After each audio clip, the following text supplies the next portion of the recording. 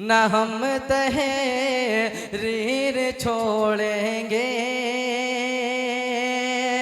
نہ ہم قرآن چھوڑیں گے، نہ اس مٹی کو چھوڑیں گے، نہ یہ پہچان چھوڑیں گے، نہ اس مٹی کو چھوڑیں گے، نہ یہ پہچان چھوڑیں گے۔ اور تمہیں کرنی ہے جتنی کوشش کر لو مٹانے کی، تمہیں کرنی ہے جتنی کوشش کر لو مٹانے کی، تم درمیان بیٹھی ہے۔ اس نے اپنی تمام تر مصروفیتوں کے باوجود اپنا مشن یہ بنایا ہے، تحفظ ختم نبوت، تحفظ ناموس رسالت، اور باطل کے قلع کو خما کرنے کے لیے اپنی جان کو بھی پیچھے نہیں چھوڑا ہے، اور اپنی دولت کو بھی قربان لگایا ہے، اپنے وقت کی قربانی دی ہے۔ یہ وہ مرد مجاہد ہے جو ہمارے سامنے بیٹھا ہے، جس نے اپنے گفتار کے ذریعے، جس نے اپنے کردار کے ذریعے باطل کی آنکھوں میں آنکھیں ڈال کر بات کرنے کا حوصلہ عطا کیا ہے، اور اقبال کے اس پیغام کو لے کر آگے بڑھے ہیں کہ گرچہ بت ہے جماعت کی آستینوں میں، گرچہ بت ہے جماعت کی آستینوں میں، ہمیں ہے حکم ازا لا الہ الا اللہ۔ یہ دور اپنے ابراہیم کی تلاش میں ہے، صنم کدہ ہے جہاں لا الہ الا اللہ۔ آپ کو زندان میں بھی ڈالا گیا، اور صرف یہی نہیں، اس زندان کی یہ تاریخ رقم کر دی کہ آپ نے اس زندان میں تحفظ ختم نبوت کے نام سے ایک مسجد تعمیر کر دی، اور اس میں اذان و نماز دے کر اس اعلاء کلمت اللہ کو اس مرد مجاہد نے زندان اور قید خانوں کے اندر سنت یوسفی کو زندہ رکھا ہے۔ آج اس مرد مجاہد کا ہم دیدار کر رہے ہیں، یہ ہمارے لیے باعث سعادت ہے، باعث خوشبختی ہے، باعث نصیب ہے۔ نوادہ والوں، قربان جاؤں آپ کے نصیب پر، اور قربان جاؤں آپ کے اس ادا پر کہ آپ اس روشن چہرے کا آپ استقبال کر رہے ہیں، اس روشن چہرے کا دیدار کر رہے ہیں۔ آپ اپنی تمام استقبال کرنے کے لیے مولانا عبدالجلیل صاحب سے درخواست کرتا ہوں کہ آپ تشریف لائیں اور حضرت کو چادر اوڑھا کر اس کا استقبال کریں۔ ڈاکٹر محمد سعدان صاحب، صدام بھائی، ذبیح اللہ خان صاحب، یہ چاروں حضرات آ جائیں، وقت کی قلت ہے، آپ اپنی جگہوں پر اپنی نشستیں مقرر کر لیجئے۔ آپ کھڑے ہیں، آپ کے پیروں میں درد ہے، یہ میرے دل میں درد ہے، آپ اپنی جگہوں پر بیٹھ جائیں۔ جی مولانا عبدالجلیل صاحب،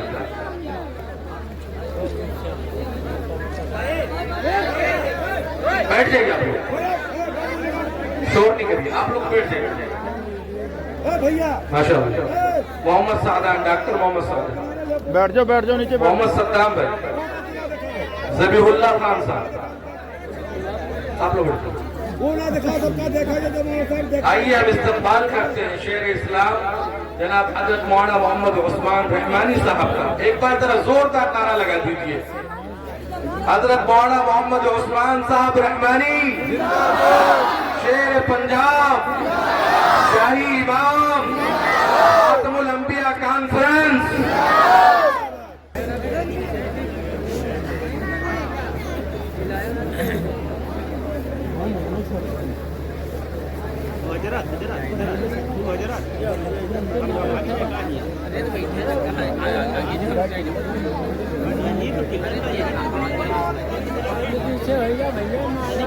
بسم اللہ الرحمن الرحیم۔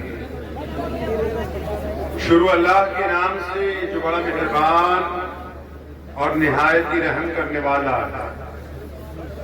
تمام حضرات درود پاک پڑھیے۔ اللہم صلی علی محمد وعلی آل محمد کما صلیت علی ابراہیم وعلی آل ابراہیم انکا حمید مجید۔ اللہم بارک علی محمد وعلی آل محمد کما بارکت علی ابراہیم وعلی آل ابراہیم انکا حمید مجید۔ ہزار جدت ترازیوں کے مزاج بدلا کرے زمانہ، مگر یقین رہے گا عامر مزاج باطل وہی پرانا۔ عروج سے بہرور نہ ہوگی کبھی حیات منافقانہ، زباں پہ اسلام کا وظیفہ مگر خیالات کافرانہ۔ ہماری پستی کی انتہا کیا، ہماری ذلت کا کیا ٹھکانہ، گناہ تو پھر گناہ ٹھہرے، عبادتیں بھی مجرمان۔ مکہ المکرمہ ہے، اللہ کے پیارے نبی حضرت محمد رسول اللہ صلی اللہ تعالی علیہ وسلم اپنے گھر سے نکلے، ایک گلی میں سے گزر رہے ہیں تو ایک غلام چکی پیس رہا ہے اور اس کی آنکھوں میں آنسو ہے، زاروں کی تار وہ رو بھی رہا۔ پیارے پیغمبر محمد صلی اللہ علیہ وسلم اس کی طرف متوجہ ہوتے ہیں، پوچھتے ہیں کہ بھائی روتے کیوں، کیا تکلیف ہے، کیا دکھ ہے؟ تو غلام یہ کہتا ہے کہ میں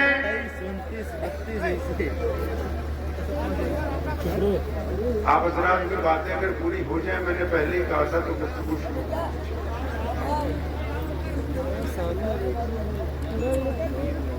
یہ روایتی جلسہ نہیں ہو رہا ہے کہ آپ مولویوں کو بلائیں اور بریانی قورمہ کھائیں اور مدرسے کے لیے چندہ دیں اور گھر کو چلے جائیں، اس کام کے لیے جلسہ نہیں بلایا۔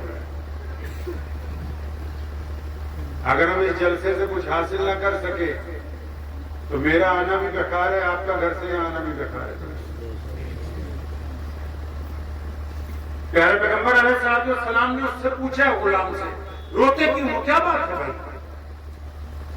تو کہنے لگا میرا جو مالک ہے امیہ، اس نے مجھے کہا ہے کہ یہ 1 من گیہوں پیسو، لیکن میری طبیعت خراب ہے، بخار ہے، جسم پر لرزہ طاری ہے، اس لیے درد کی شدت کی وجہ سے رو رہا ہوں۔ اب محمد رسول اللہ صلی اللہ علیہ وسلم نے فرمایا کوئی بات نہیں، ہم تمہاری مدد کریں گے۔ اتنا کہہ کے نبی علیہ السلام وہاں سے چلے گئے۔ اب یہ جو بندہ پیس رہا ہے اناج کو، اس کے دل میں خیال آیا کہ روزانہ اس سڑک سے، اس گلی سے، شاہراہ سے بہت سارے لوگ گزرتے ہیں، وہ مجھے روتا ہوا بھی دیکھتے ہیں، پوچھتے بھی ہیں، لیکن کبھی کوئی پلٹ کے نہیں آتا۔ تو ابھی اس کے دل میں ابھی اتنا ہی خیال ہے، آگے نہیں ابھی پہنچا، تو اتنی دیر پہ کیا دیکھتا ہے کہ پیغمبر آخر الزمان محمد رسول اللہ صلی اللہ، زور سے بولیے، صلی اللہ ابھی بھی آواز، صلی اللہ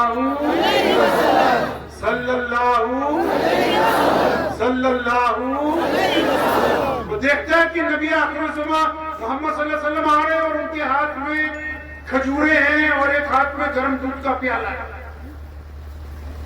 اب نبی علیہ السلام نے اس غلام کو کھجورے کھلائی، گرم گرم دودھ پلوایا، اور جب اس نے پی لیا سیر ہو کے فرمایا یہ جو تمہارا بستر رکھا ہوا ہے اس بستر پہ آرام کرو۔ وہ غلام کہتا ہے محمد صلی اللہ علیہ وسلم کو جانتا نہیں ہے، وہ غلام محمد صلی اللہ علیہ وسلم کو جانتا نہیں ہے، اور شاید آپ بھی نہیں جانتے کہ ہمارے نبی محمد علیہ السلام جب کائنات میں تشریف لائے اور جو لوگ ان کو ملتے تھے پہلی مرتبہ، تو نبی علیہ السلام کا جن کو نام نہیں پتا ہوتا تھا وہ اپنے پاس سے ایک نام رکھ لیتے تھے حضور صلی اللہ علیہ وسلم کا۔ جیسے ہم لوگ کہیں جائیں کسی گاؤں میں، کسی شاہراہ پر، اور اگر کسی ایسے آدمی سے ملے کہ ہم نام پوچھنا بھول جائیں تو ہم اس کی شناخت رکھ لیتے ہیں کہ اس طرح کا تھا، دوسرے کو بتانے کے لیے۔ حدیث میں آتا ہے لوگ محمد رسول اللہ صلی اللہ علیہ وسلم کا نام رکھ لیتے تھے۔ معبد میں محمد رسول اللہ صلی اللہ علیہ وسلم جب ہجرت کے دوران ایک عورت جس کا نام معبد ہے اس کی جھونپڑی میں گئے ہیں، اور جب اس کی بکری کا دودھ دھلوایا گیا اور پھر سارے گھر والوں نے پیا، برتن بھر گئے، اور نبی علیہ السلام جب وہاں سے واپس آ گئے تو معبد نبی علیہ السلام کا نام پوچھنا بھول گئی۔ شام کو جب معبد آیا تو معبد سے کہتا ہے کہ آج گھر میں عجیب سی رونق ہے، آج گھر میں عجیب خوشی ہے، آج گھر میں عجیب سا لطف ہے، ہمارے گھر کون آیا تھا؟ معبد نام پوچھنا بھول گئی محمد رسول اللہ صلی اللہ علیہ وسلم کا، تو اس نے اپنے پاس سے کہا کہ ابو معبد آج ہمارے گھر پہ مبارک آیا تھا۔ تو نبی علیہ السلام کا نام نہیں پتا اس غلام کو، اس نے اپنے پاس سے رکھا. اس نے کہا پیاری صورت والے ٹھیک ہے آپ نے مجھے کھجوریں کھلا دی. لوگ اکثر نبی علیہ السلام کو پیاری صورت والا کہہ کے پکارتے تھے جن کو نام نہیں پتا تھا رسول اللہ صلی اللہ علیہ وسلم کا. تو وہ غلام کہتا ہے اے پیاری صورت والے میں تو کھجوریں کھا چکا ہوں، دودھ پی چکا ہوں، لیکن کیونکہ میرا غلام میرا مالک بہت سخت ہے، صبح کو میری پٹائی کرے گا، اگر یہ آٹا نہیں پس کے تیار ہوا تو مجھے کام تو کرنا ہی پڑے گا. سنیں آپ کے محمد صلی اللہ علیہ وسلم، آپ کے نبی آپ کے لیے جو رحمت بن کے آئے ہیں، جنہوں نے کائنات کے لیے، جن کو اللہ کریم نے ختم نبوت کا تاج پہنا کے بھیجا ہے، جو کائنات میں اللہ کے نائب بن کے آئے ہیں، کیا فرمایا اس غلام کو؟ فرمایا کوئی بات نہیں، تم یہاں پر آرام کرو، تمہاری جگہ چکی ہم چلا دیں گے. وہ بندہ مسلمان نہیں ہے جس کے لیے چکی چلائی جانی ہے، جس کو بخار چڑھا ہوا، جس کو کھجوریں کھلائیں، دودھ پلائے، وہ ابھی مسلمان نہیں ہے اور اس سے ابھی اسلام کی کوئی گفتگو نہیں ہوئی ہے، کوئی ذکر نہیں ہوا ابھی اس سے دین کا. لیکن کیونکہ وہ ایک انسان ہے، اللہ کی مخلوق ہے، محمد رسول اللہ صلی اللہ علیہ وسلم تکلیف میں اس کا ساتھ دینا چاہتے ہیں، اس سے ہمدردی کا اظہار کرنا ہے. اب نبی علیہ السلام نے اس کی جگہ ابو غلام سو گیا اور نبی علیہ السلام نے اس کی جگہ چکی پیسی ہے ساری رات، اور ایک دن نہیں 3-4 دن لگاتار ایسا ہوا جب تک وہ صحت مند نہیں ہو گیا. محمد رسول اللہ صلی اللہ علیہ وسلم نے اس کی تیمارداری بھی کی اور اس کی جگہ چکی بھی چلا دی.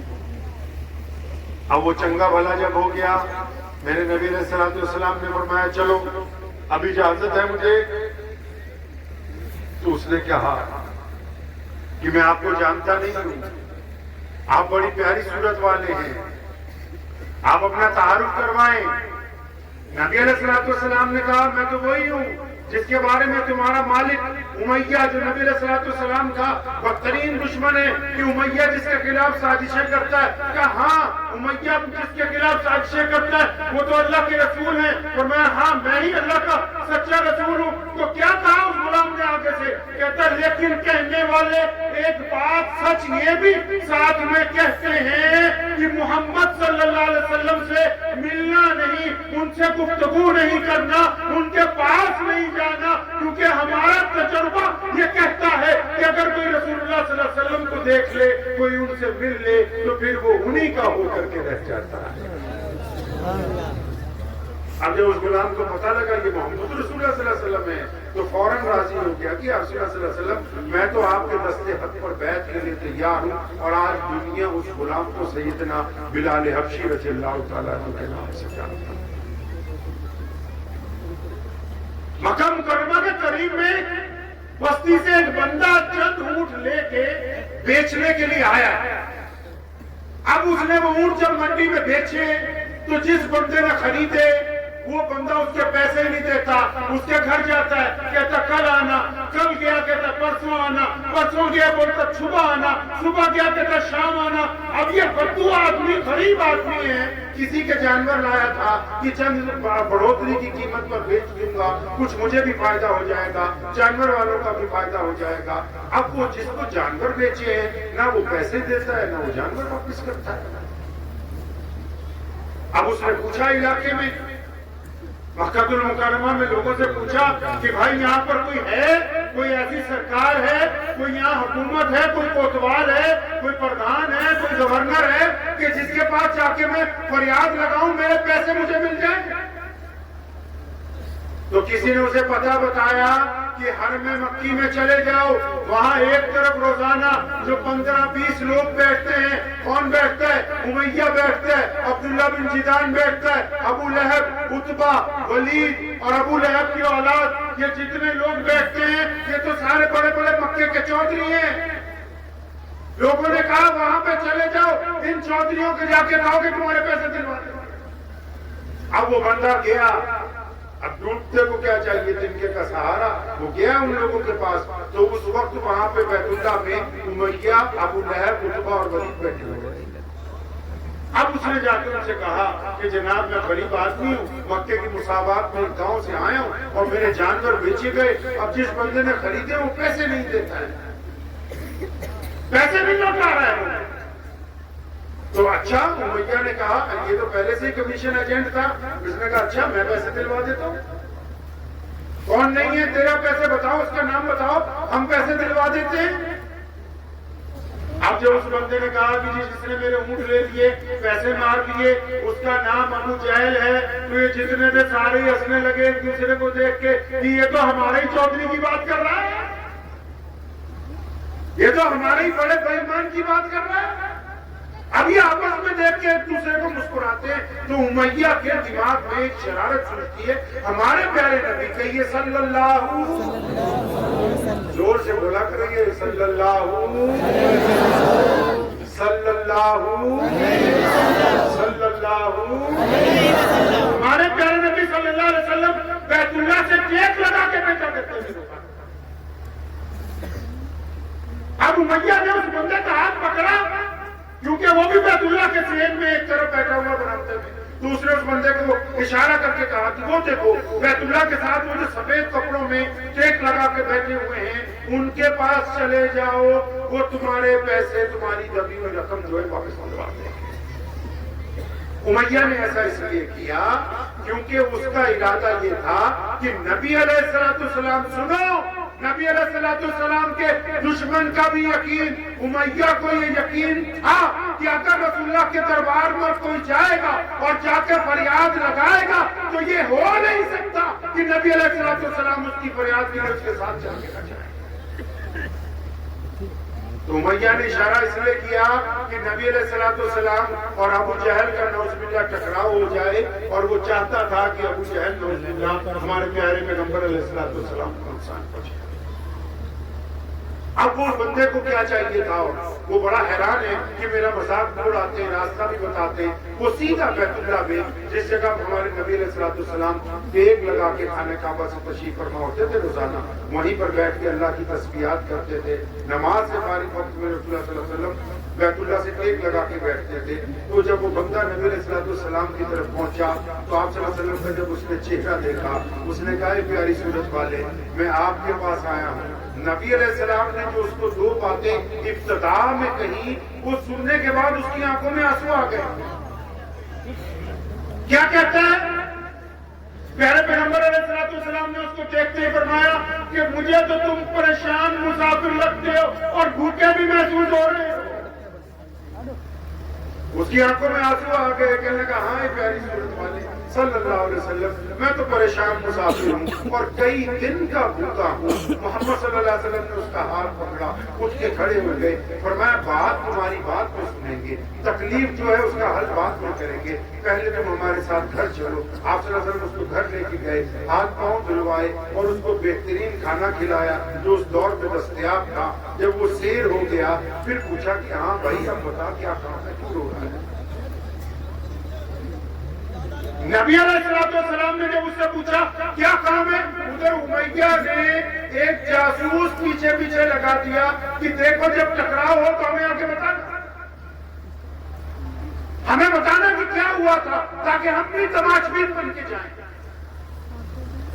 اب وہ بندہ جب نبی علیہ السلام کے پاس بیٹھا ہے, نبی علیہ السلام کو اس نے کہا کہ یہ پیاری صورت والے نام تو جانتا نہیں ہے کہ یہ کون ہے, نام نہیں جانتا ہے.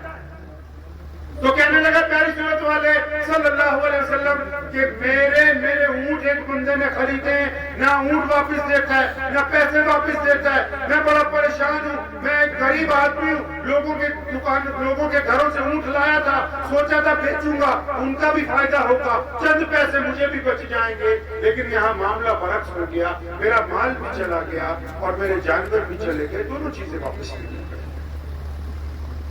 نبی علیہ السلام نے فرمایا کون ہے جو پیسے نہیں دیتا؟ تو اس نے کہا یا رسول اللہ صلی اللہ علیہ وسلم اس بندے کا نام ابو جہل ہے جو مکے کا گورنر ہے, مکے کا چودھری ہے, یہاں کا سب سے بڑا سردار ہے. سنو میرے پیارے نبی علیہ السلام نے اس کا ہاتھ پکڑا اور میں اٹھ چل ہمارے ساتھ, ہم تیرے پیسے دلوا دیتے ہیں, ہم دلوائیں گے پیسے تمہارے. پتہ یہ لگا کہ غریب کے ساتھ چل کے جانا اس کا کام کروانے کے لیے یہ بھی محمد رسول اللہ کی سنت ہے. اب نبی علیہ السلام گئے ابو جہل کے دروازہ اس نے کھٹکھٹایا. ابو جہل باہر نکلا, پیچھے پیچھے جاسوس بھی ہے کہ جب لڑائی شروع ہوگی تو امیہ کو بتانا ہے, عتبہ کو بتانا ہے, ولید کو بتانا ہے کہ آ جاؤ تم بھی دیکھو محمد رسول اللہ صلی اللہ علیہ وسلم کے ساتھ نعوذ باللہ کیا معاملہ ہوا. ادھر ابو جہل نے دروازہ کھولا, میرے پیغمبر نے فرمایا ہاں اب غریبوں کے ساتھ جو بندہ کرتی اب مظلوموں کے پیسے بھی مارے گا, جلدی جا پیسے لا کے دو اس بندے کے. تو ابو جہل بھیگی بلی کی طرح واپس گیا. ادھر سے جاسوس نے دیکھا بھی یہ تو معاملہ ہی پلٹ گیا. ابو جہل اندر گیا, وہ تھیلی میں رقم لے کے آیا, اس بندے کو پکڑا دی اور نبی علیہ السلام نے فرمایا دوبارہ کسی غریب سے زیادتی نہ کرنا. واپس چل پڑے. ادھر جاسوس نے جا کے امیہ کو بتا دیا کہ تمہارا چودھری آج رسول اللہ کے سامنے بھیگی بلی بنا ہوا تھا. اور ادھر محمد رسول اللہ صلی اللہ علیہ وسلم جب واپس چلے اس بندے کو پوچھتے ہیں اب تمہارا کام ہو گیا, اب مجھے اجازت ہے کہ میں جاؤں. خود ہی بھیگ دے خود ہی کہے منگتے کا بھلا ہو. امی عائشہ